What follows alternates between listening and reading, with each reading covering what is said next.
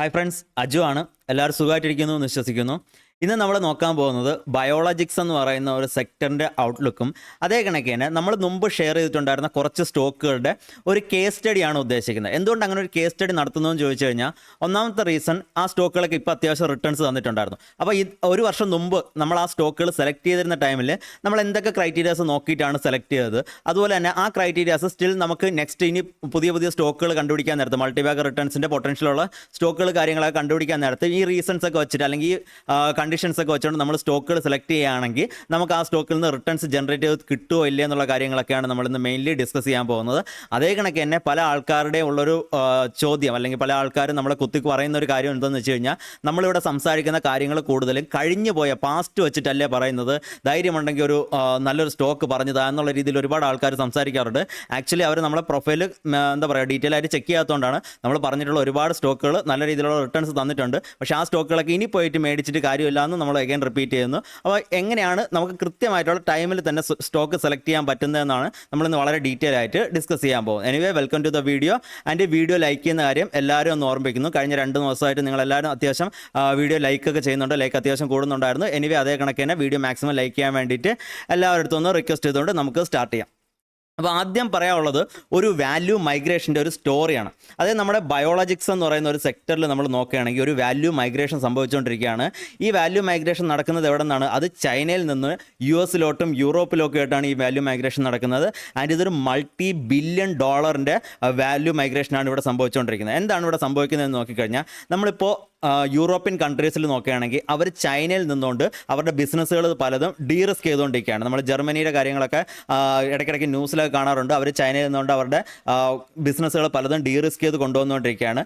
പ്രത്യേകിച്ച് അവിടെയുള്ള ഈ ബയോളജിക്സ്, CDMO, ക്രാംസ് ടൈപ്പിലുള്ള ബിസിനസ്സുകളാണ് അവർ ഏറ്റവും ഫാസ്റ്റായിട്ട് തന്നെ അവിടെ നിന്ന് ഡീറിസ്ക് ചെയ്യാൻ വേണ്ടിയിട്ട് ഉദ്ദേശിക്കുന്നത്. അതിൻ്റെ കാരണം എന്തെന്ന് വെച്ച് കഴിഞ്ഞാൽ, ജർമ്മൻ റെഗുലേറ്റേഴ്സിന് ആക്ച്വലി ചൈനയിൽ പോയിട്ട് അവരുടെ പ്ലാന്റുകളും കാര്യങ്ങളൊക്കെ ഓഡിറ്റ് ചെയ്യാൻ വേണ്ടിയിട്ട് ഇപ്പോൾ നല്ല രീതിയിൽ തന്നെ ബുദ്ധിമുട്ട് നേരിടുന്നുണ്ട്. അതായത് ഇപ്പോൾ ഒരു ഫാർമസ്യൂട്ടിക്കൽ കമ്പനി അവരൊരു പ്രോഡക്റ്റ് കണ്ടുപിടിച്ചു. ആ പ്രോഡക്റ്റിൻ്റെ മാനുഫാക്ചറിങ്ങിന് വേണ്ടിയിട്ട് അവർ ഒരു ചൈനീസ് പ്ലെയറിനെ ഏൽപ്പിക്കുകയാണ്. കാരണം എന്തെന്ന് വെച്ച് കഴിഞ്ഞാൽ, അത് ജർമ്മനിയിൽ തന്നെ മാനുഫാക്ചർ ചെയ്യുന്നതിനെക്കാട്ടിയും വളരെയധികം കോസ്റ്റ് കുറവായിരിക്കും. ചൈനയിലോ അതല്ലെങ്കിൽ ഇന്ത്യ പോലെയുള്ള സ്ഥലങ്ങളിൽ മാനുഫാക്ചർ ചെയ്യുന്നതിന് അതിൻ്റെ കോസ്റ്റ് എന്ന് പറയുന്നത് വളരെ കുറവായിരിക്കും. അപ്പോൾ അങ്ങനെ അവരെ ഏൽപ്പിക്കുകയാണ്. അങ്ങനെ അവരെ ഏൽപ്പിക്കാൻ നേരത്ത് ആ പർട്ടിക്കുലർ മാനുഫാക്ചറിങ് ഫെസിലിറ്റി കുറേ അധികം കംപ്ലയൻസ് പാസ്സാവണം, അല്ലെങ്കിൽ കുറേ അധികം റെഗുലേഷൻസ് ഉണ്ടായിരിക്കും അതിൻ്റെ ആയിട്ട്. അതായത് ഇപ്പോൾ FDA അപ്രൂവൽസ് കിട്ടണം, അതല്ലെങ്കിൽ WHO അപ്രൂവൽസ് കിട്ടണം. അങ്ങനെ കുറേ അപ്രൂവൽസ് കാര്യങ്ങളൊക്കെ അവർക്ക് കിട്ടാനുണ്ടായിരിക്കും. അതെല്ലാം കിട്ടിക്കഴിയുമ്പോഴത്തേക്ക് അതിലെല്ലാം അവർ പാസ്സാവുകയാണെങ്കിൽ മാത്രമേ ഒരു നല്ലൊരു ഫോർമുലേഷൻ കമ്പനി അല്ലെങ്കിൽ നല്ലൊരു ഡ്രഗ്സ് ഉണ്ടാക്കുന്ന ഒരു കമ്പനി ഈ കമ്പനിക്ക് ഓർഡർ കൊടുക്കത്തുള്ളൂ. അപ്പോൾ ഇതൊക്കെ ഇടയ്ക്കിടയ്ക്ക് റിന്യൂവും ചെയ്യണം. അല്ലാതെ ഈ ഒരിക്കൽ ഒരു ലൈസൻസ് കിട്ടി അല്ലെങ്കിൽ ഒരിക്കൽ അപ്രൂവൽ കിട്ടിയെന്ന് പറഞ്ഞിട്ട് അത് ലൈഫ് ലോങ് കൊണ്ടുപോകാൻ പറ്റത്തില്ല. ഇടയ്ക്കിടയ്ക്ക് ഇത്ര വർഷം കൂടുമ്പോൾ, 2 വർഷം 3 വർഷം കൂടുമ്പോഴത്തേക്ക് അതിനെ റിന്യൂ ചെയ്യണം. അങ്ങനെ ഒരുപാട് കാര്യങ്ങളുണ്ട്. അപ്പോൾ ഇപ്പം നമ്മൾ നോക്കുകയാണെങ്കിൽ ജർമ്മൻ റെഗുലേറ്റേഴ്സിന് ചൈനയിൽ പോയിട്ട് ഇതിൻ്റെ രണ്ടാമത് ഓഡിറ്റ് കാര്യങ്ങളൊക്കെ നടത്താൻ വേണ്ടിയിട്ട് നല്ല രീതിയിൽ തന്നെ ബുദ്ധിമുട്ട് ഏർപ്പെടുന്നുണ്ട്. കാരണം ചൈന അവരുടെ പുതുതായിട്ട് കുറച്ച് ആൻറ്റി നാഷണൽ ലോസിലൊക്കെ ചെറിയ ചേഞ്ചസ് കൊണ്ടുവന്നിട്ടുണ്ട്. അപ്പോൾ അത് പ്രകാരം അവർക്ക് ആരെ വേണമെങ്കിലും പിടിച്ച് അവിടെ ജയിലിൻ്റെ അകത്ത് ആക്കാനുള്ള ചാൻസസ് ഒക്കെ വളരെ കൂടുതലായിട്ടാണ് കാണുന്നത്. എസ്പെഷ്യലി ഇപ്പോൾ അവിടെ ചെന്നിട്ട് പറയുകയാണെങ്കിൽ നിങ്ങളുടെ ഈ പ്ലാന്റ് കൊള്ളൂല കാര്യങ്ങളൊക്കെ ആണെന്ന് പറയുകയാണെങ്കിൽ ചിലപ്പോൾ അവരുടെ ഒഫീഷ്യൽസ് എന്ത് ചെയ്യുന്നു, ഇവർ ഒരു സ്പൈ ആണെന്നൊക്കെ പറഞ്ഞുകൊണ്ട് അവരെ പിടിച്ച് ജയിലിലാക്കാനുള്ള കുറച്ച് ചാൻസ് കാര്യങ്ങളൊക്കെ കാണുന്നുണ്ടെന്ന് പറഞ്ഞു. അത് ഇവിടെ ജർമ്മനിയുടെ ഭാഗത്തുനിന്ന് മാത്രമല്ല, നമ്മൾക്ക് US FDA സൈഡിൽ നിന്ന് നോക്കിയാലും അവരും ഇതേ കണക്കുള്ള കുറച്ച് ഇഷ്യൂസ് ഇപ്പോൾ ഫേസ് ചെയ്യുന്നുണ്ട്. US-ൻ്റെ FDA സൈഡിൽ നിന്ന് നോക്കുകയാണെങ്കിൽ അവർ ചൈനയിൽ എത്തിക്കഴിഞ്ഞിട്ട് അവർ ആ പ്ലാന്റ് വിസിറ്റ് ചെയ്യാൻ വേണ്ടിയിട്ട് അവരെ സമ്മതിച്ചില്ല. അവിടെ നിന്ന് അവരെ തിരിച്ച് പറഞ്ഞു വിട്ടുകയുണ്ടായത്. അപ്പോൾ ഇങ്ങനെയുള്ള കുറച്ച് കാര്യങ്ങളുള്ളതുകൊണ്ട് തന്നെ യൂറോപ്യൻ കൺട്രീസൊക്കെ ഇപ്പോൾ നമ്മൾ നോക്കാൻ നേരത്ത് അവർ ചൈനയിലുള്ള ഒരു ഡിപ്പെൻഡൻസി പതുക്കെ കുറച്ച് കൊണ്ടുവരികയാണ്. ഇനി ഈ ഡിപ്പെൻഡൻസി അവരായിട്ട് കുറച്ചില്ലെങ്കിൽ പോലും കുറച്ച് നാൾ കഴിയുമ്പോഴത്തേക്ക് എന്ത് പറ്റുമെന്ന് ചോദിച്ചു കഴിഞ്ഞാൽ, ഇവരുടെ ഈ റിന്യൂവൽസ് കാര്യങ്ങളൊക്കെ കിട്ടാതെ തന്നെ ഇവരുടെ ആ ലൈസൻസ് അപ്രൂവൽസ് ഒക്കെ തന്നെ എക്സ്പയർ ആവുന്നതായിരിക്കും. ഈ ചൈനീസ് പ്ലാന്റുകളുടെ എക്സ്പയർ ആവുന്നതായിരിക്കും. അപ്പോൾ ഈ ഒരു ഇത് എക്സ്പയർ ആയി പോകുന്നതിനനുസരിച്ചിട്ട് ഇവർക്ക് പുതിയ പ്ലേയേഴ്സിൻ്റെ അടുത്തോട്ട് ഒബിയസ്ലി പോകേണ്ടി വരും. അതിൻ്റെ പുതിയ പ്ലേയേഴ്സ് അവർ ഒരിക്കലും ചൈനയിൽ തന്നെ തപ്പാൻ വേണ്ടിയിട്ട് നിൽക്കത്തില്ല. അവർ മറ്റ് കൺട്രീസിലോട്ട് ട്രൈ ചെയ്യുന്നതായിരിക്കും ബിസിനസ് കൊടുക്കാൻ വേണ്ടിയിട്ട്. അതിലും നമ്മൾ നോക്കുകയാണെങ്കിൽ ഇതിൻ്റെ അകത്ത് ഏറ്റവും കൂടുതൽ ബെനിഫിറ്റ് ചെയ്യാൻ പോകുന്നത് കൂടുതലും യൂറോപ്യൻ കൺട്രീസ് ആവാനാണ് ചാൻസ് എന്ന് തോന്നുന്നു. അതിൻ്റെ കാര്യങ്ങൾ എന്താണെന്ന് നമുക്ക് പറയാം. കാരണം ഇന്ത്യൻ മാർക്കറ്റിനെ പറ്റിയിട്ട് നമ്മൾ ഡീറ്റെയിൽ ആയിട്ട് ഇനി കുറച്ചുകൂടെ മുന്നോട്ട് പോകുമ്പോഴത്തേക്ക് നമ്മൾ സംസാരിക്കും. ആ സമയത്ത് നമുക്ക് അതിനെ പറ്റിയിട്ട് പറയാം. അപ്പോൾ ഈ ഒരു വിഷയമുണ്ട്. അതായത് ഇപ്പോൾ നമ്മൾ US മാർക്കറ്റ് നോക്കുകയാണെങ്കിലും അതല്ലെങ്കിൽ യൂറോപ്യൻ മാർക്കറ്റ് നോക്കുകയാണെങ്കിലും ഇതൊക്കെയെന്ന് പറഞ്ഞാൽ എന്താ, ഇതെല്ലാം റെഗുലേറ്റഡ് മാർക്കറ്റ്സ് ആണ്. അതല്ലാതെ നമ്മുടെ ആഫ്രിക്ക, സൗത്ത് അമേരിക്ക ഇതുപോലുള്ള സ്ഥലങ്ങളൊക്കെ നോൺ റെഗുലേറ്റഡ് മാർക്കറ്റ്സ് ആണ്. നോൺ റെഗുലേറ്റഡ് മാർക്കറ്റ്സിനെ സംബന്ധിച്ചിടത്തോളം സർട്ടിഫിക്കേഷനിലും അതല്ലെങ്കിൽ WHO അപ്രൂവൽസ് ഇതുപോലുള്ള കാര്യങ്ങളിലൊന്നും വലിയ ഇമ്പോർട്ടൻസ് കൊടുക്കുന്ന മാർക്കറ്റല്ല. പക്ഷേ അതേ സമയത്ത് റെഗുലേറ്റഡ് മാർക്കറ്റുകൾ എന്ന് പറയുന്നത് ഇതിനൊക്കെ വലിയ ഇമ്പോർട്ടൻസ് കൊടുക്കുകയാണ്. അപ്പോൾ ഇത്ര കണ്ട് ക്വാളിറ്റി ഉള്ള സ്ഥലത്ത് നിന്ന് മാത്രമേ അവരുടെ പ്രോഡക്റ്റുകൾ എടുക്കത്തുള്ളൂ എന്ന് അവർക്ക് കൃത്യമായിട്ടുള്ള റെഗുലേഷൻസ് ഉള്ള മാർക്കറ്റാണ് ഇതൊക്കെ എന്ന് പറഞ്ഞാൽ. അപ്പോൾ അതുകൊണ്ട് തന്നെ ഈ റെഗുലേഷൻസ് ഉള്ള അല്ലെങ്കിൽ ഇതിൻ്റെ ഈ ഒരു കംപ്ലൈൻസ് ഒക്കെ ഉള്ള അപ്രൂവൽസ് ഉള്ള ടൈപ്പ് കമ്പനീസിന് ഈ ബിസിനസ്സുകൾ കിട്ടാൻ വേണ്ടിയിട്ട് ചാൻസ് കൂടുതലായിരിക്കും. ഇതെല്ലാം തന്നെ ഞാൻ പേഴ്സണലി കണ്ടുപിടിച്ച കാര്യങ്ങളല്ല. ഞാൻ കുറച്ചധികം എക്സ്പേർട്ടുകളുടെ വീഡിയോസും അവരുടെ ഇൻ്റർവ്യൂസ് കാര്യങ്ങളൊക്കെ കേൾക്കുന്ന വഴിയിട്ട് എനിക്ക് മനസ്സിലാക്കാൻ പറ്റിയതാണ്. അപ്പം ഇപ്പം നമ്മൾ നോക്കുകയാണെങ്കിൽ പല യൂറോപ്യൻ കമ്പനീസും ഇതിൻ്റേതായിട്ടുള്ള കോൺട്രാക്റ്റുകളിലൊക്കെ ഓൾറെഡി ഏർപ്പെട്ട് തുടങ്ങിയിട്ടുണ്ട്. ഇതൊന്നും തന്നെ നമുക്ക് ഇപ്പോൾ അവരുടെ നമ്പേഴ്സിൽ കാണാൻ പറ്റത്തില്ല. കുറച്ച് കഴിയുമ്പോഴത്തേക്കും പതുക്കെ നമുക്ക് അവരുടെ നമ്പേഴ്സിൽ ഇത് റിഫ്ലക്റ്റ് ചെയ്ത് വരുന്നതായിരിക്കും. ആ സമയത്ത് ഇപ്പോഴേ തന്നെ വേണമെങ്കിൽ നമുക്ക് എൻട്രി എടുത്തിരിക്കാൻ പറ്റുന്നതാണ്. ഇതുപോലെയുള്ള പല കമ്പനീസ് ഇപ്പോൾ ഈ ബയോളോജിക്സ് അല്ലെങ്കിൽ ബയോസെക്യൂർ എന്ന് പറയുന്ന ഒരു സെഗ്മെൻറ്റ് അകത്ത് പ്രവർത്തിക്കുന്ന കമ്പനീസിൽ പലതിലും നമുക്ക് വേണമെങ്കിൽ ഇപ്പോൾ തന്നെ എൻട്രീസ് എടുത്തിരിക്കാൻ പറ്റുന്നതാണ്. എക്സാമ്പിൾ പറയുകയാണെങ്കിൽ ലോൺസ, അതേ കണക്ക് തന്നെ തെർമോ ഫിഷർ ഇതുപോലെയുള്ള കുറച്ച് കമ്പനീസൊക്കെ യൂറോപ്യൻ കൺട്രീസിൽ ലിസ്റ്റഡ് ആയിട്ടുള്ള കമ്പനീസ് ഉണ്ട്. അപ്പോൾ അതിനൊക്കെ വേണമെങ്കിൽ നമുക്ക് എൻട്രീസ് സ്റ്റാർട്ട് ചെയ്യാവുന്ന ഒരു ലെവൽസിലാണ് നിൽക്കുന്നത്. ഓക്കെ, ഇതിൻ്റെ കാരണം എന്തുകൊണ്ടാണ് ഇങ്ങനെ പറയുന്നതെന്ന് കാരണം എന്ന് ചോദിച്ചു കഴിഞ്ഞാൽ ഇവിടെ നമ്പേഴ്സ് കിക്കിൻ ചെയ്ത് കഴിയുമ്പോഴത്തേക്കും വളരെ ഫാസ്റ്റായിട്ടുള്ള റണ്ണപ്പ് ആയിരിക്കും പല കമ്പനീസിലും നമുക്ക് കാണാൻ വേണ്ടി പറ്റുന്നത്. ഇനി ഇത് നമുക്ക് ഇന്ത്യൻ മാർക്കറ്റിൻ്റെ അകത്ത് നോക്കാം. ഇന്ത്യൻ മാർക്കറ്റിൻ്റെ നോക്കാൻ നേരത്ത് ഇവിടെ വേറൊരു രീതിയിലുള്ളൊരു വാല്യൂ മൈഗ്രേഷനാണ് സംഭവിച്ചുകൊണ്ടിരിക്കുന്നത്. കാരണം എന്തെന്ന് വെച്ച് കഴിഞ്ഞാൽ ഇന്ത്യൻ മാർക്കറ്റിൻ്റെ അകത്ത് നമ്മൾ ഓൾറെഡി തന്നെ ക്രാംസ്, CDMO ടൈപ്പ് ബിസിനസ്സുകളൊക്കെ ഉണ്ടെന്ന് ഓൾറെഡി സംസാരിച്ചിട്ടുണ്ടായിരുന്നു. അതെന്താണെന്ന് മനസ്സിലാവുന്നില്ല. ഞാൻ ഈ പറയുന്ന കുറച്ച് ടേംസ് ഒക്കെ തന്നെ ടെക്നിക്കലായിട്ടുള്ള ടേംസ് ആണ്. ഈ ജാർഗൺസ് മനസ്സിലാവുന്നില്ല ഉണ്ടെങ്കിൽ നമ്മുടെ ഫാർമ സെക്ടറിനെ പറ്റിയിട്ട് ഒരു ഡീറ്റെയിൽ ആയിട്ടുള്ള അനാലിസിസ് വീഡിയോ നമ്മൾ ചെയ്തിട്ടുണ്ട്. അതിൽ ഇതെല്ലാം തന്നെ നമ്മൾ എക്സ്പ്ലെയിൻ ചെയ്തിട്ടുണ്ടായിരുന്നു. ആ വീഡിയോയുടെ ലിങ്ക് ഞാൻ ഫസ്റ്റ് കമൻറ്റിൽ പിൻ ചെയ്യാൻ വേണ്ടി ശ്രമിക്കുന്നതായിരിക്കും. അപ്പോൾ അതൊന്ന് കണ്ടു നോക്കാം കേട്ടോ. അപ്പോഴത്തേക്ക് ഏകദേശം ഐഡിയ കിട്ടും എന്തൊക്കെയാണ് ഈ ഉദ്ദേശിക്കുന്നത്. CDMO എന്താണ്, ക്രാംസ് എന്താണ്, അതല്ലെങ്കിൽ CMO എന്താണ്, ഇതുപോലുള്ള കാര്യങ്ങളൊക്കെ ആ സമയത്ത് മനസ്സിലാവും. ഇതിൻ്റെ അകത്ത് തന്നെ അതും കൂടെ കവർ ചെയ്യാൻ നിൽക്കുകയാണെങ്കിൽ വീഡിയോ ഒരുപാട് ലെങ്ത് ഉള്ളതാണ് ഇപ്പോൾ. അപ്പോൾ നമ്മൾ പറഞ്ഞു വരുന്നതെന്ന് വെച്ച് കഴിഞ്ഞാൽ നമ്മൾ ഇന്ത്യൻ മാർക്കറ്റിൻ്റെ അകത്ത് നമ്മൾ നോക്കാൻ നേരത്ത് നമ്മളിപ്പോൾ സ്ക്രീനർ പോലെയുള്ള വെബ്സൈറ്റിൽ കയറിയിട്ട് ജസ്റ്റ് CDMO എന്നോ അല്ലെങ്കിൽ ക്രാംസ് എന്നോ പറഞ്ഞ് സെർച്ച് ചെയ്യുകയാണെങ്കിൽ നമുക്ക് ഇഷ്ടം പോലെ കമ്പനീസ് വരും. ഈ കമ്പനീസ് എല്ലാം തന്നെ പ്രത്യേകിച്ചും നമ്മുടെ കെമിക്കൽ സെക്ടറിൻ്റെ അകത്തുള്ള കമ്പനീസും സ്പെഷ്യാലിറ്റി സെക്ടറിൻ്റെ അകത്തുള്ള കമ്പനീസ്, ഫാർമസ്യൂട്ടിക്കലിൻ്റെ API സെഗ്മെൻ്റ് അകത്തുള്ള ഇൻ്റർമീഡിയറ്റ് സെഗ്മെൻ്റ് അകത്തുള്ള കമ്പനീസ് എല്ലാം തന്നെ അവരുടെ ഡിസ്ക്രിപ്ഷനിൽ CDMO എന്നോ അല്ലെങ്കിൽ ക്രാംസ് എന്നോ എഴുതി കൊടുത്തിട്ടുണ്ടായിരിക്കും. പക്ഷേ യഥാർത്ഥത്തിൽ നമ്മൾ നോക്കാൻ നേരത്തെ ഇന്ത്യൻ മാർക്കറ്റിൻ്റെ അകത്തുള്ള 90% കമ്പനീസിലും ഈ D എന്ന് പറയുന്ന പാർട്ടില്ല. അതായത് CDMOയിൽ D ഇല്ല, മറിച്ച് അവരുടെ CMO മാത്രമേ ഉള്ളൂ. അതായത് അവർ ആക്ച്വലി അവരുടെ ആ പ്രോഡക്റ്റിൻ്റെ ഡെവലപ്മെൻറ്റ് എന്ന് പറഞ്ഞ ഫേസ് ആക്ച്വലി ചെയ്യുന്നില്ല. അത് വളരെ കുറച്ച് കമ്പനീസ് മാത്രമേ ചെയ്യുന്നുള്ളൂ. അവരെല്ലാം തന്നെ ചെയ്യുന്നത് മാനുഫാക്ചറിങ് പറഞ്ഞ ഫേസാണ് ഏറ്റവും കൂടുതലായിട്ട് ഫോക്കസ് ചെയ്ത് ചെയ്യുന്നത്. അപ്പം നമ്മളിപ്പോൾ ഇന്ത്യൻ മാർക്കറ്റിൻ്റെ അകത്ത് നോക്കാൻ നേരത്ത് ഇവിടെ ഇതെന്ന് പറഞ്ഞാൽ ഒരു ബ്രാൻഡഡ് പ്ലേ മാർക്കറ്റാണ് നമ്മൾ ഓൾറെഡി പറഞ്ഞിട്ടുണ്ടായിരുന്നത്. അപ്പോൾ ഇങ്ങനൊരു ബ്രാൻഡഡ് പ്ലേ മാർക്കറ്റിൻ്റെ അകത്ത് ഈ ഡെവലപ്മെൻറ്റ് ഫേസ് ഇല്ലാത്ത കമ്പനികൾ അവർ മാനുഫാക്ചറിങ് മാത്രം ചെയ്തു കൊടുക്കുമ്പോഴത്തേക്ക് അവർക്ക് അതിൻ്റെ അകത്ത് വലിയ രീതിയിലുള്ള മാർജിൻസ് കാര്യങ്ങളൊന്നും ക്ലെയിം ചെയ്യാൻ വേണ്ടി പറ്റത്തില്ല. പക്ഷേ എന്നിരുന്നാൽ പോലും നമ്മൾ നോക്കാൻ നേരത്ത് ഇപ്പോൾ പല കമ്പനീസും നല്ല രീതിയിലുള്ള റണ്ണപ്പ് തരുന്നുണ്ട്. ഈ API സെക്ടറിൻ്റെ അകത്തുള്ള CMS ബിസിനസ്, അതായത് കോൺട്രാക്ട് മാനുഫാക്ചറിങ് സർവീസസിൻ്റെ അകത്ത് വരുന്ന കമ്പനീസ് പലതും നല്ല രീതിയിലുള്ള റണ്ണപ്പ് തരുന്നുണ്ട്. അപ്പോൾ എന്തുകൊണ്ടാണ് ഇവർ ഈ റണ്ണപ്പ് തരുന്നതെന്നാണ് നമ്മൾ ഇന്നിവിടെ നോക്കാൻ പോകുന്നത്. കാരണം എന്തെന്ന് വെച്ച് കഴിഞ്ഞാൽ അവർ ഇവിടെ ഒരു ടെയിൽ വിൻഡിൻ്റെ അകത്താണ് നിൽക്കുന്നത്. ഓക്കെ, നമ്മൾ ഓൾറെഡി പറഞ്ഞായിരുന്നു ഇവർക്ക് ഒരു രീതിയിലും ഹയർ മാർജിൻസ് ക്ലെയിം ചെയ്യാൻ പറ്റത്തില്ല അൺലെസ് അവരൊരു സ്പെഷ്യാലിറ്റി പ്രോഡക്റ്റ്, ഒരു പേറ്റൻറ്റഡ് പ്രോഡക്റ്റിൻ്റെ മാനുഫാക്ചറിങ് ആണ് ചെയ്യുന്നതെങ്കിൽ മാത്രമേ അവർക്ക് ഒരു നല്ല രീതിയിലുള്ള മാർജിൻസ് ക്ലെയിം ചെയ്യാൻ പറ്റുള്ളൂ. പക്ഷേ അതിന് വേണ്ടിയിട്ട് അവർക്ക് റിസർച്ചും ഡെവലപ്മെൻറ്റ് കാര്യങ്ങളൊക്കെ ഉണ്ടായിരിക്കണം. അതല്ലെങ്കിൽ അവർക്ക് അങ്ങനെ സ്പെഷ്യാലിറ്റി കെമിക്കൽ മാനുഫാക്ചർ ചെയ്യുന്നു, മറ്റൊരു കമ്പനി ഉണ്ടാക്കിയ കെമിക്കലാണ് അവർ മാനുഫാക്ചർ ചെയ്യുന്നതെങ്കിൽ അതിന് വലിയ രീതിയിൽ മാർജിൻസ് ക്ലെയിം ചെയ്യാൻ പറ്റത്തില്ല. അപ്പോൾ ഇങ്ങനെ മാർജിൻസ് ക്ലെയിം ചെയ്യാൻ പറ്റാത്തതുകൊണ്ട് തന്നെ നമ്മൾ നോക്കാൻ നേരത്ത് ഇവരുടെ ഒരു ബിസിനസ് മോഡൽ എന്ന് പറയുന്നത് ഇവർ ലോ കോസ്റ്റ് ആയിട്ട് നിൽക്കാനാണ് ഏറ്റവും കൂടുതൽ ശ്രമിക്കുന്നത്. അവരുടെ പ്രോസസ്സ്, അതായത് ഈ ഒരു പർട്ടിക്കുലർ കെമിക്കൽ ഉണ്ടാക്കുന്ന പ്രോസസ്സിനെ എപ്പോഴും ഒപ്റ്റിമൈസ് ചെയ്തുകൊണ്ടിരിക്കാൻ വേണ്ടി ശ്രമിക്കുക. അങ്ങനെ ഒപ്റ്റിമൈസ് പോകുന്നതനുസരിച്ചിട്ട് ആ പ്രോസസ്സിൻ്റെ കോസ്റ്റ് കുറച്ചുകൊണ്ട് വരാൻ വേണ്ടി നോക്കുക. അതൊരു എക്സാമ്പിൾ പറയുകയാണെങ്കിൽ ഒരു ക്ലോറിനേഷൻ നടത്തുന്ന ഒരു കമ്പനീനെ സംബന്ധിച്ചിടത്തോളം മറ്റൊരു പ്ലെയർ പറയാണ് എനിക്ക് ഇത്ര എമൗണ്ടിന് ക്ലോറിനേഷൻ ചെയ്ത് തരണം, ഇന്ന പ്രോഡക്റ്റിൻ്റെ ക്ലോറിനേഷൻ ചെയ്ത് തരണം എന്ന് പറയുകയാണെങ്കിൽ അവർ ടെൻഡർ വിളിക്കാൻ നേരത്ത് ഏറ്റവും കുറഞ്ഞ കോസ്റ്റിന് ക്ലോറിനേഷൻ ചെയ്യുന്ന കമ്പനിക്കായിരിക്കും അവർ കൊടുക്കുന്നത്. അതേ കണക്കിന് ഏറ്റവും കുറഞ്ഞ കോസ്റ്റിനും ആയിരിക്കണം, ഏറ്റവും നല്ല പ്യൂരിറ്റിയിലും ആയിരിക്കണം. അങ്ങനെ കുറച്ച് ഡിമാൻഡുകളുണ്ടായിരിക്കും. അപ്പോൾ അവിടെ ആ പ്രോസസ്സിനാണ് വില, അല്ലെങ്കിൽ ആ പ്രോസസ്സ് ഏറ്റവും ലോ കോസ്റ്റ് ചെയ്യാൻ പറ്റുന്ന കമ്പനീസിനായിരിക്കും ആ ഓർഡർ കിട്ടുന്നത്. അപ്പോൾ ഇതേ രീതിയിൽ CMO ബിസിനസ്സിൽ വയ്ക്കുന്ന കമ്പനിയിലായാലും അവർ ഏറ്റവും കുറഞ്ഞ കോസ്റ്റിൽ അവർ മാനുഫാക്ചറിങ് നടത്തുന്നതിനനുസരിച്ചിട്ടായിരിക്കും അവർക്ക് കൂടുതൽ ബിസിനസ് കിട്ടുന്നത്. ആ രീതിയിലാണ് ഈ കമ്പനീസ് ചെയ്യുന്നത്. പക്ഷേ നമുക്കറിയാം ഈ ഞാൻ പറയുന്നതിൻ്റെ സ്പീഡ് കൂടി പോകുന്നതുകൊണ്ടോ എനിക്കൊരു ഡൗട്ട് ഉണ്ട്. എനിവേ ഞാൻ കുറച്ചുകൂടി സ്ലോ ആയിട്ട് പറയാൻ നോക്കാം. അതായത് ഇപ്പോൾ ഈ പറഞ്ഞിട്ടുള്ള കമ്പനീസ് പലതും ലോ കോസ്റ്റ് പ്ലെയർ ആണ്, ഓൾറെഡി അവരിൽ മാർക്കറ്റ് ഷെയർ ഉണ്ടെങ്കിൽ പോലും ഇതിനെക്കാട്ടിയും ലോ കോസ്റ്റ് പ്ലെയർ ആയിട്ട് പുതുതായിട്ടൊരു കോമ്പറ്റീറ്റർ എമർജ് ചെയ്ത് വരികയാണ് മാർക്കറ്റിൻ്റെ അകത്തെങ്കിൽ അവർ പിന്നീട് കൂടുതൽ മാർക്കറ്റ് ഷെയർ പിടിക്കാൻ വേണ്ടി തുടങ്ങും. അപ്പോൾ ആ രീതിയിൽ ഇതൊരു രീതിയിലും തന്നെ ഒരു മോട്ടില്ലാത്തൊരു ബിസിനസ് ആയിട്ടാണ് നമ്മൾ കണക്കാക്കുന്നത്. പക്ഷേ എന്നിരുന്നാൽ പോലും ഇപ്പോൾ ഇതിൻ്റെ അകത്ത് പല കമ്പനീസ് നല്ല രീതിയിലുള്ള റിട്ടേൺസ് തരുന്നുണ്ട്. അതായത് നമ്മുടെ വിൻലാസ് പോലെയുള്ള കമ്പനീസൊക്കെ അത്യാവശ്യം നല്ല റിട്ടേൺസ് തരുന്നുണ്ട്. അപ്പോൾ എന്തുകൊണ്ടാണ് ഈ കമ്പനീസൊക്കെ റിട്ടേൺസ് തരുന്നത് നമ്മൾ നോക്കുകയാണെങ്കിൽ ഇവിടെയാണ് നമുക്ക് ഈ സെക്ടറിൻ്റെ അകത്ത് ഒരു പതുക്കെ ഒരു ടെയിൽ വിൻഡ് പ്ലേ ഔട്ട് ആവുന്നത് നമുക്ക് മനസ്സിലാക്കാൻ പറ്റുന്നത്. എന്താണ് ആ ടെയിൽ വിൻഡ്? നമുക്കറിയാം നമ്മുടെ ഇന്ത്യ ഗവൺമെൻറ് ഇപ്പോൾ ഇവിടെ പറഞ്ഞിട്ടുള്ളൊരു കാര്യം എന്താണെന്ന് ചോദിച്ചു കഴിഞ്ഞാൽ ഇതേ കണക്കുള്ള പ്രൊഡക്ഷൻസ്, അതായത് ഫാർമസ്യൂട്ടിക്കൽ ഇൻഗ്രീഡിയൻസിൻ്റെ പ്രൊഡക്ഷൻസ് നടത്തുന്ന കമ്പനീസ് എല്ലാം തന്നെ WHO അപ്രൂവലാണ്, അല്ലെങ്കിൽ WHO കംപ്ലയിൻസ് വേണമെന്നുള്ള ഒരു ഇത് കൊണ്ടുവന്നിട്ടുണ്ട്, ഒരു ചെറിയൊരു ഗൈഡ് ലൈൻ കൊണ്ടുവന്നിട്ടുണ്ട്. അതൊരു റൂൾ ആക്കിയിട്ടില്ല, ഇപ്പോൾ ഒരു ഗൈഡ് ലൈൻ മാത്രമാണ്. അപ്പോൾ ഈ ഗൈഡ് ലൈൻ ആയിട്ട് നിൽക്കുമ്പോൾ തന്നെ പല ബിഗ്ഗീസും പതുക്കെ എന്ത് ചെയ്യുന്നു, അവരുടെ മാനുഫാക്ചറിങ് കൊടുത്തേക്കുന്ന ഫെസിലിറ്റീസ് അവർ കൂടുതൽ ഇതേ കണക്ക് WHO ഓൾറെഡി അപ്രൂവൽസ് ഉള്ള ടൈപ്പ് മാനുഫാക്ചറിങ്ങിലോട്ട് അവരുടെ എന്താ പറയുക മാനുഫാക്ചറിങ് ഫെസിലിറ്റിയിലോട്ട് അവരുടെ പ്രോഡക്റ്റുകൾ മാറ്റാൻ വേണ്ടിയിട്ട് അവർ ശ്രമിച്ചുകൊണ്ടിരിക്കുകയാണ്.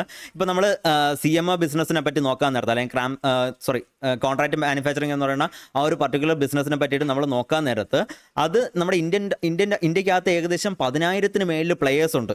അത്രയ്ക്ക് കണ്ട് ഫ്രാഗ്മെൻറ്റഡ് ആയിട്ടുള്ള ഒരു ബിസിനസ്സാണ്. പക്ഷേ നമ്മൾ ലിസ്റ്റഡ് സ്പേസിൽ നോക്കാൻ നേരത്ത് നമുക്ക് അത്രയും 10,000 ഒന്നും കാണാൻ പറ്റില്ല. ലിസ്റ്റഡ് സ്പേസിൻ്റെ അത് ഒബ്വിയസ്ലി കുറച്ച് കമ്പനീസ് മാത്രമേ കാണത്തുള്ളൂ.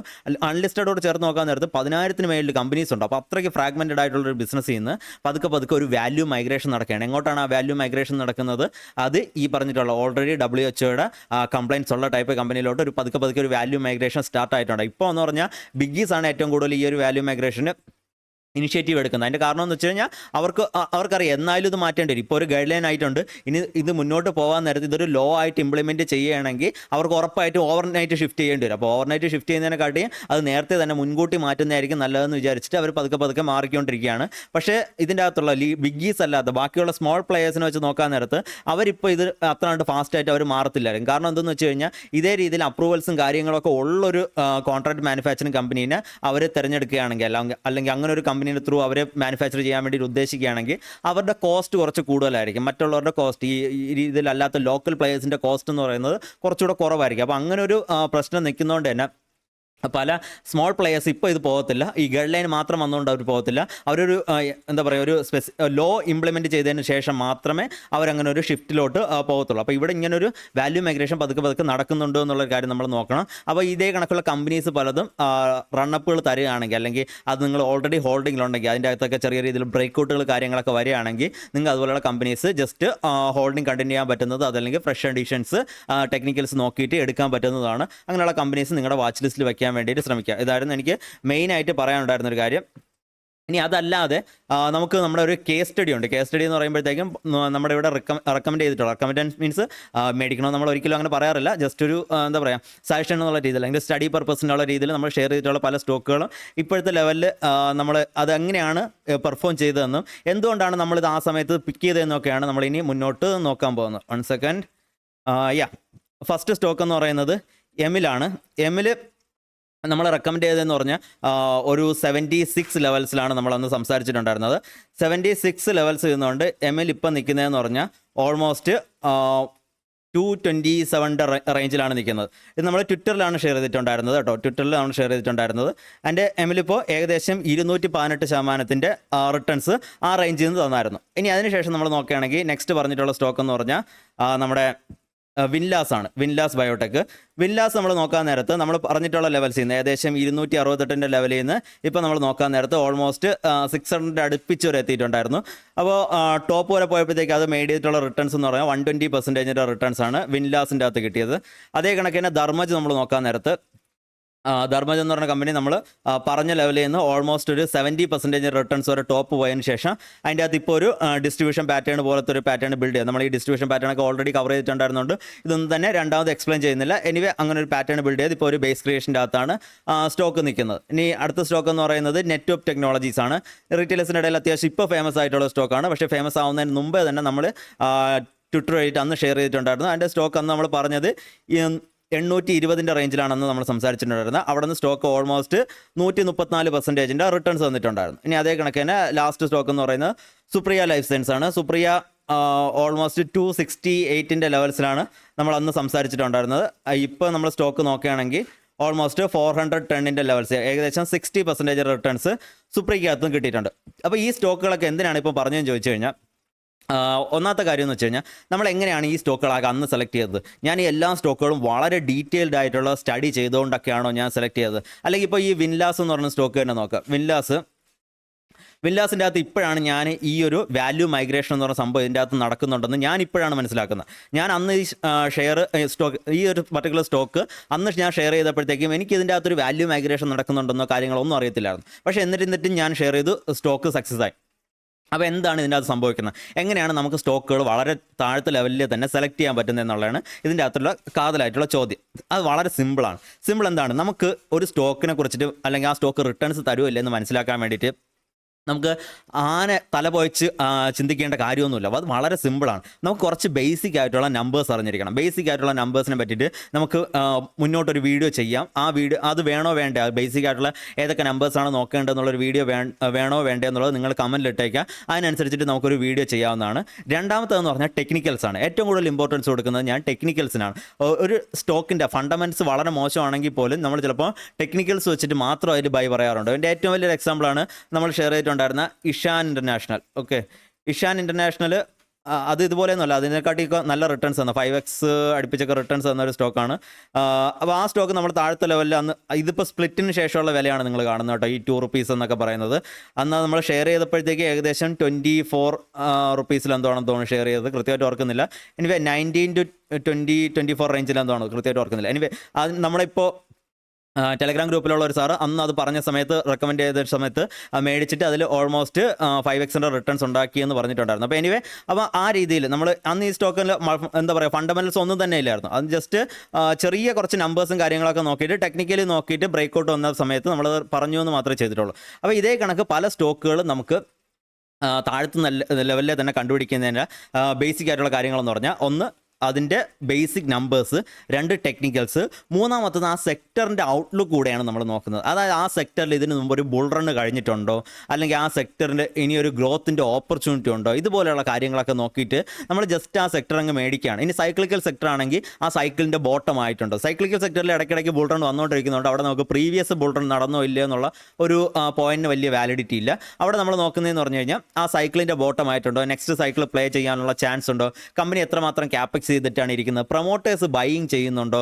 എത്രമാത്രം ക്യാഷ് കമ്പനിയിലുണ്ട്, കമ്പനി പൂട്ടിപ്പോകാനുള്ള ചാൻസ് ഉണ്ട്. ഇങ്ങനെ വളരെ ബേസിക് ആയിട്ടുള്ള കാര്യങ്ങൾ മാത്രം നോക്കിയിട്ടാണ് ചെയ്യുന്നത്. അല്ലാതെ കമ്പനി കൊണ്ടുവരുന്ന പ്രോഡക്റ്റ് എന്താണ്, ആ പ്രോഡക്റ്റിന് എത്രമാത്രം ഗ്രോത്ത് ഓപ്പർച്യൂണിറ്റി ഉണ്ട്, അല്ലെങ്കിൽ ആ പ്രോഡക്റ്റ് എവിടെയൊക്കെയാണ് കമ്പനി ഇംപ്ലിമെൻറ്റ് ചെയ്യുന്നത്, കമ്പനി എവിടെയൊക്കെയാണ് മാർക്കറ്റ് ഷെയർ ക്യാപ്ചർ ചെയ്യാൻ വേണ്ടി ഉദ്ദേശിക്കുന്നത്, കമ്പനിയുടെ കോമ്പറ്റീറ്റേഴ്സ് ആരാണ്, ഇൻഡസ്ട്രി പി എത്രയാണ്. ഞാനിപ്പോൾ റീസെൻ്റ്ലി കമൻറ്റിലൊക്കെ കേൾക്കുന്ന ഏറ്റവും കൂടുതൽ കേൾക്കുന്ന ഒരു ക്വയറിയാണ് ഇൻഡസ്ട്രി പി വെച്ചിട്ട് ഈ കമ്പനിയുടെ പി കൂടുതലല്ലേ, ഈ കമ്പനിയുടെ പി കുറവല്ലേ. ഇതൊക്കെ എന്ന് പറഞ്ഞാൽ അത്ര കണ്ട് ഇമ്പോർട്ടൻസ് ഇല്ലാത്തൊരു കാര്യമാണ്. അതായത് ഇൻഡസ്ട്രി പി 20 കൂടുതലാണെങ്കിൽ, ആ കമ്പനിയുടെ പി കൂടുതലാണെങ്കിൽ അതൊരു മോശം കമ്പനിയാണ്, അല്ലെങ്കിൽ അതോടെ മേടിക്കാൻ പറ്റത്തില്ല, അങ്ങനെയൊന്നും നമ്മൾ ചിന്തിക്കേണ്ട കാര്യമൊന്നുമില്ല. ഓക്കെ, അപ്പോൾ ഇങ്ങനെയൊക്കെ ഒരുപാട് കാര്യങ്ങൾ നമ്മൾ നോക്കി തലപോയിക്കുന്നതിനെക്കാട്ടിയും വളരെ ബേസിക് ആയിട്ടുള്ള, വളരെ സിമ്പിൾ ആയിട്ടുള്ള കുറച്ച് കാര്യങ്ങൾ വെച്ചുകൊണ്ട് തന്നെ നമുക്ക് കമ്പനീസിൻ്റെ അകത്ത് മൾട്ടിവയർ റിട്ടേൺസ് കിട്ടിയില്ലെങ്കിൽ അറ്റ്ലീസ്റ്റ് ഇതേ കണക്കുള്ള ബേസിക് റിട്ടേൺസ് നമുക്കൊരു 100% റിട്ടേൺസ് ഉറപ്പായിട്ട് ഉണ്ടാക്കാൻ പറ്റും. അതിന് കൂടുതൽ റിട്ടേൺസ് വേണ്ടി വരുന്ന സമയത്താണ് നമ്മൾ ഈ കമ്പനീസിൻ്റെ വളരെ ഡീപ്പായിട്ടുള്ള, നമ്മളിത് 2 ദിവസം മുമ്പുള്ള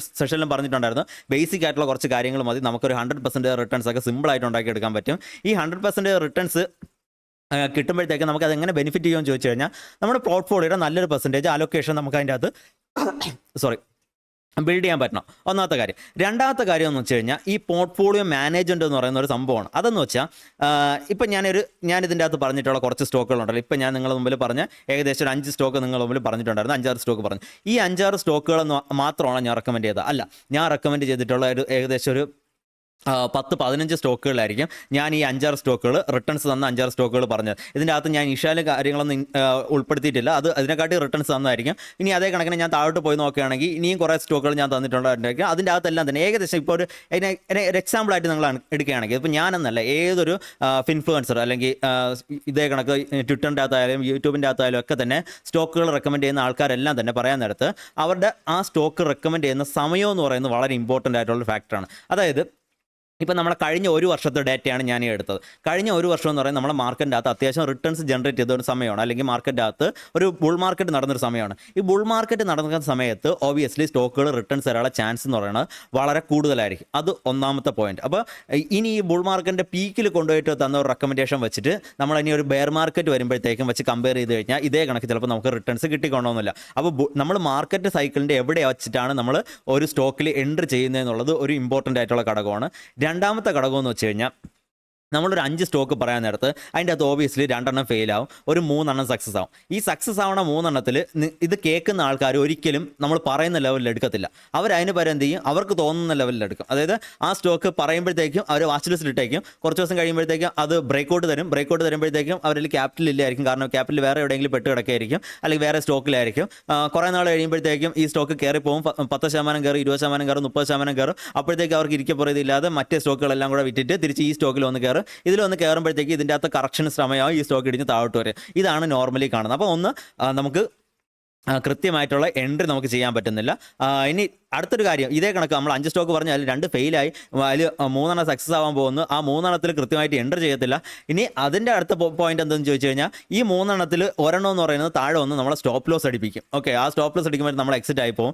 അതിനുശേഷം നമ്മൾ പുതിയൊരു സ്റ്റോക്ക് എടുത്തിട്ട് പോകും. കുറേ നാൾ കഴിയുമ്പോഴത്തേക്ക് ഈ സ്റ്റോക്ക് തന്നെ തിരിച്ച് മേലിലോട്ട് കയറി വരുന്നതായിട്ട് കാണാൻ പറ്റും. നമ്മളിവിടെ ഡിസ്കസ് ചെയ്തിട്ടുള്ള ഈ പറഞ്ഞ 5 സ്റ്റോക്കിലും നമ്മൾ നോക്കാൻ നേരത്ത് 1-2 സ്റ്റോക്ക് ഇതേ കണക്ക് തന്നെ സ്റ്റോപ്പ് ലോസ് അടിച്ചിട്ടാണ് തിരിച്ച് മേലിലോട്ട് കയറി പോയിട്ടുള്ളത്. അപ്പോൾ മേലിലോട്ട് കയറി പോകുമ്പോഴത്തേക്കും നമുക്ക് അതിൻ്റെ അകത്ത് റീ എൻട്രി എടുക്കാനും പറ്റണം. അപ്പോൾ ഈ രീതിയിലാണ് നമ്മുടെ ഇൻവെസ്റ്റ്മെൻറ്റ് എന്ന് വർക്ക് ചെയ്യുന്നത്. അതായത് ഇവിടെ ഇതൊരു ജസ്റ്റ് ഗെയിം ഓഫ് പ്രോബബിലിറ്റീസ് ആണ്. നിങ്ങൾ ഏത് മാർക്കറ്റിൻ്റെ അകത്ത് നിന്ന് ഒരു 5-10 സ്റ്റോക്ക് എടുക്കാൻ നേരത്ത് അതിൻ്റെ അകത്ത് ഇതേ കണക്ക് തന്നെ നിങ്ങൾക്ക് ഒരു പ്രോബബിലിറ്റി കാണാൻ പറ്റും. അതായത് കുറച്ച് സ്റ്റോക്കുകൾ മേലോട്ട് കയറിപ്പോകും, കുറച്ച് സ്റ്റോക്കുകൾ താഴോട്ട് ഇറങ്ങി വരും, കുറച്ച് നിങ്ങളുടെ സ്റ്റോപ്പ് ലിസ്റ്റ് അടുപ്പിച്ചതിന് ശേഷം മേലിലോട്ട് കയറിപ്പോകും. അപ്പോൾ സ്റ്റോക്കുകളുടെ പേര് കിട്ടുന്നത് കൊണ്ട് മാത്രം നിങ്ങൾക്ക് ഒരിക്കലും മാർക്കറ്റിൻ്റെ അകത്ത് വെൽത്ത് ക്രിയേറ്റ് ചെയ്യാൻ പറ്റത്തില്ല. ഞാൻ ഈ പറഞ്ഞ സ്റ്റോക്കുകൾ എന്നെ എല്ലാ ദിവസവും ഫോളോ ചെയ്യുന്ന, എൻ്റെ എല്ലാ ചുറ്റും കാണുന്ന ഒരാളെ പോലും ഇത് എല്ലാ സ്റ്റോക്കിലും കൃത്യമായിട്ട് എൻട്രി എടുത്തിട്ട് അയാൾക്ക് അതിൻ്റെ അകത്ത് വെൽത്ത് ക്രിയേറ്റ് ചെയ്യാൻ പറ്റത്തില്ല. അതെനിക്ക് എന്നെ കൃത്യമായിട്ട് അറിയാമെന്നുള്ള കാര്യമാണ്. ഞാൻ പോലും ഇതിൻ്റെ അകത്തുള്ള ചില സ്റ്റോക്കുകളിൽ മാത്രമേ എൻട്രി ചെയ്തിട്ടുണ്ടായിരിക്കത്തുള്ളൂ. അത് ഞാൻ മാത്രമല്ല, ഇതേ കണക്ക് റെക്കമെൻഡ് ചെയ്യുന്ന എല്ലാ ആൾക്കാരും അങ്ങനെ തന്നെയാണ്. അവർ ഇതിൻ്റെ അകത്ത് എല്ലാ സ്റ്റോക്കിലും എൻട്രി ചെയ്യാൻ പറ്റത്തില്ല. അപ്പോൾ ഇതെന്ന് പറഞ്ഞാൽ ജസ്റ്റ് ഒരു ഗെയിം ഓഫ് പ്രോബബിലിറ്റീസ് മാത്രമാണ്. ഈ പ്രോബബിലിറ്റി നമ്മൾ എങ്ങനെയാണ് മാനേജ് ചെയ്യുന്നത്, അല്ലെങ്കിൽ നമ്മൾ എങ്ങനെയാണ്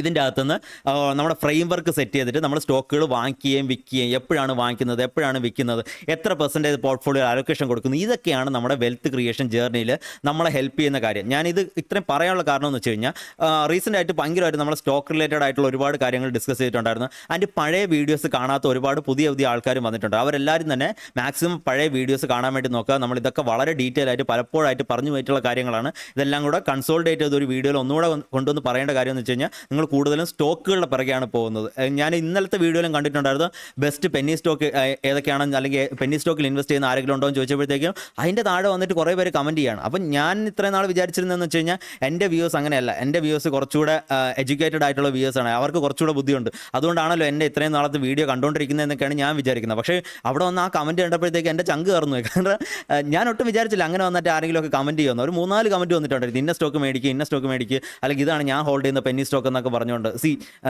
എനിക്ക് സത്യം പറഞ്ഞാൽ നല്ല വിഷമമായി അങ്ങനെ ഒരു കമൻറ്റ് വന്നപ്പോഴത്തേക്ക്. ഇതല്ലാതെ ഞാൻ എൻ്റെ നമ്മൾ പൊളിറ്റിക്സിനെ കുറിച്ചോ മതത്തിനെ കുറിച്ചോ ഒക്കെ പറയുമ്പോഴത്തേക്കും ആൾക്കാർ വന്ന് എന്തെങ്കിലുമൊക്കെ അതിനെ നെഗറ്റീവായിട്ട് കമൻറ്റ് ഇടാൻ നേരത്ത് ഞാൻ എന്താ പറയുക, നമ്മൾ പോടാ പോലെ എന്നുള്ള മൈൻഡിലാണ് നിൽക്കുന്നത്. അത് നമ്മൾ അതിനെക്കുറിച്ച് ഡീറ്റെയിൽ ആയിട്ട് ചിന്തിക്കുന്നില്ല. പക്ഷേ ഇവിടെ ഇങ്ങനെ ഒരു കമൻറ്റ് വന്നപ്പോഴത്തേക്കും സത്യം പറഞ്ഞാൽ എനിക്ക് അത്ര കണ്ട് വിഷമമായി പോയി. കാരണം ഇത്രയും പറഞ്ഞതിന് ശേഷം, ഇത്രയും വീഡിയോയ്ക്ക് ശേഷം ആൾക്കാർ പെന്നി സ്റ്റോക്കുകളുടെ പിറകെയാണ്, അല്ലെങ്കിൽ ആൾക്കാർ സ്റ്റോക്കുകളുടെ പിറകെയാണ്. അവർ ഫ്രെയിം വർക്ക് എന്ന് പറഞ്ഞ സാധനത്തിൽ കോൺസെൻട്രേറ്റ് ചെയ്യുന്നില്ല. നിങ്ങൾ ഓർത്തിരിച്ചേക്കുക, നിങ്ങളൊരു ബുൾ മാർക്കറ്റിൻ്റെ അകത്താണ്. നിങ്ങളിപ്പോൾ കുറേ സ്റ്റോക്കുകൾ എടുത്തിട്ടുണ്ടെങ്കിൽ അതിൻ്റെ അകത്ത് കുറച്ചൊക്കെ പ്രോഫിറ്റുകൾ നിങ്ങൾക്ക് അവിടെ ഇവിടെ കാണാൻ പറ്റും. പക്ഷേ അതിലൊന്നും തന്നെ കാര്യമല്ല. നിങ്ങളൊരു മാർക്കറ്റിൻ്റെ കംപ്ലീറ്റ് സൈക്കിൾ കണ്ടു കഴിയുമ്പോഴത്തേക്ക് മാത്രമേ നിങ്ങൾക്ക് മാർക്കറ്റിൻ്റെ അകത്തുനിന്ന് പൈസ ഉണ്ടാക്കുന്നത്. അതൊരു ബെയർ മാർക്കറ്റിലൂടെ കണ്ടു കഴിയുമ്പോൾ മാത്രമേ നിങ്ങൾക്ക് മാർക്കറ്റിൻ്റെ അകത്ത് പൈസ ഉണ്ടാക്കുന്നത് അത്ര കണ്ട് ഈസി ആയിട്ടുള്ള ഒരു കാര്യമല്ല എന്ന് മനസ്സിലാക്കി വരത്തുള്ളൂ. ആ സമയത്തേക്ക് നിങ്ങളുടെ ക്യാപിറ്റലിൻ്റെ നല്ലൊരു പെർസെൻറ്റേജ് വൈപ്പ് ഔട്ടും ആയി പോയിട്ടുണ്ടായിരിക്കും. അപ്പോൾ അതുകൊണ്ട് നിങ്ങൾ പെന്നി സ്റ്റോക്കുകളുടെ കാര്യങ്ങളിലോട്ടൊന്നും ഒരുപാട് പോകാതെ ബാക്കി സ്റ്റോക്ക് സ്പെസിഫിക് ആയിട്ടുള്ള കാര്യങ്ങൾ ഡിസ്കസ് ചെയ്യുമ്പോഴത്തേക്കും അവിടെ സ്റ്റോക്കിനല്ല ഇമ്പോർട്ടൻസ് കൊടുക്കേണ്ടത്, നിങ്ങൾ ആ പോർട്ട്ഫോളിയോ മാനേജ് ചെയ്യുന്ന കാര്യത്തിലാണ് ഇമ്പോർട്ടൻസ് കൊടുക്കേണ്ടത് സത്യം മനസ്സിലാക്കിയിട്ട്